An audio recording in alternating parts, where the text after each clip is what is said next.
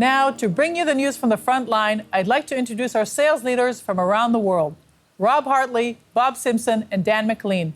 Hey guys, good to see you. I want to thank you for joining us. I know you all have close daily interactions with organizations across different verticals. We want to hear from you how these organizations are dealing with today's challenges. Let's start with you, Rob. Governments have been heavily impacted with the need to provide more services online and bring value to their constituents. What can you tell us about some of these challenges and how our customers are dealing with them? Hi, Shira. Yeah, in Europe, like other places in the world, governments have had to move large numbers of their employees to work from home whilst continuing at the same time to provide services to their constituents. Not only has this had cultural implications, but also major challenges for infrastructure and how applications are delivered and secured. We saw, for example, one government entity that wanted to double the capacity of their infrastructure to be able to handle the increase in external traffic from remote workers.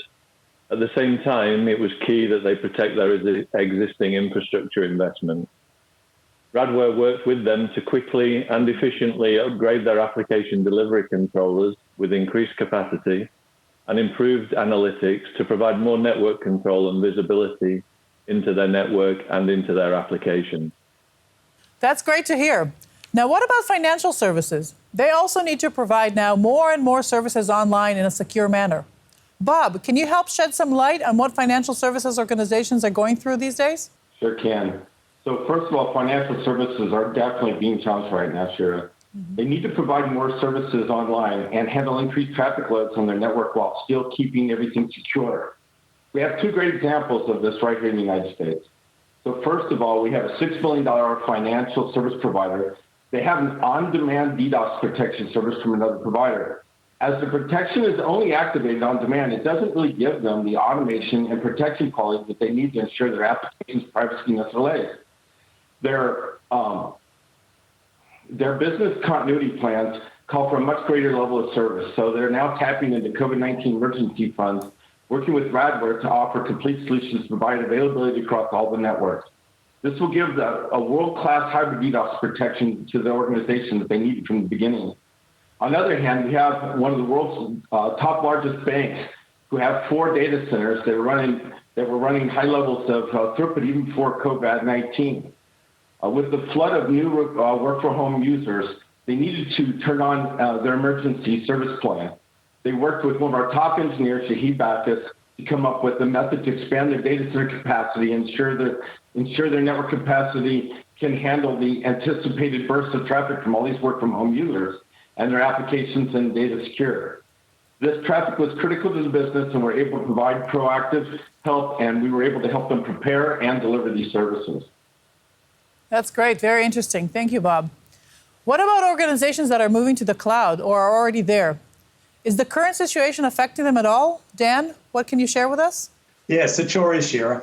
With the need to have more services remotely accessible and having less access to physical environments, we're expecting to see an acceleration of cloud adoption and the digital transformation that companies are going through. But at the same time, research shows that the number one security risk for cloud applications is unauthorized access and excessive permissions. In Australia, we recently worked with a client in the entertainment industry who runs most workloads across 2 large public clouds. They were challenged by limited visibility and management while maintaining a very small and nimble IT team. They're now protecting their public cloud applications with Radware's Cloud Workload Protection Service. And they chose Radware because we could demonstrate immediate value by assessing their current security gaps. We're providing ongoing visibility and real-time alerts. And finally, as a cloud-native and agentless solution, it's a single solution working right across their Azure and AWS environments.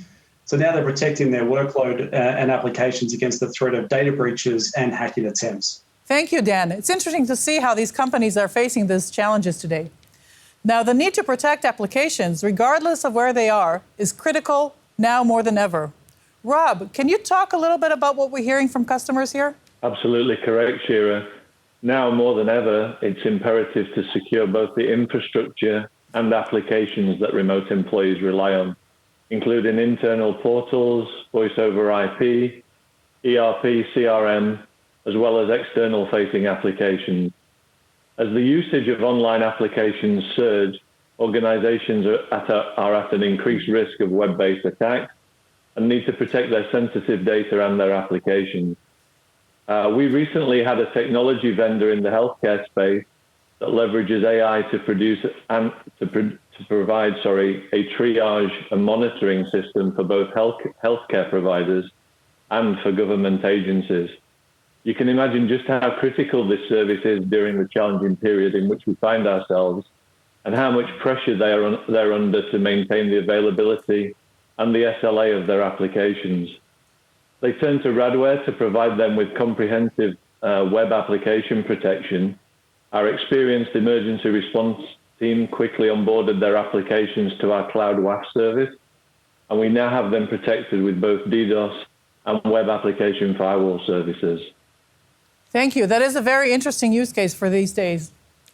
Thank you, Bob, Dan, and Rob. I know you guys are there for our customers, and I want to thank you and hope you guys are staying safe.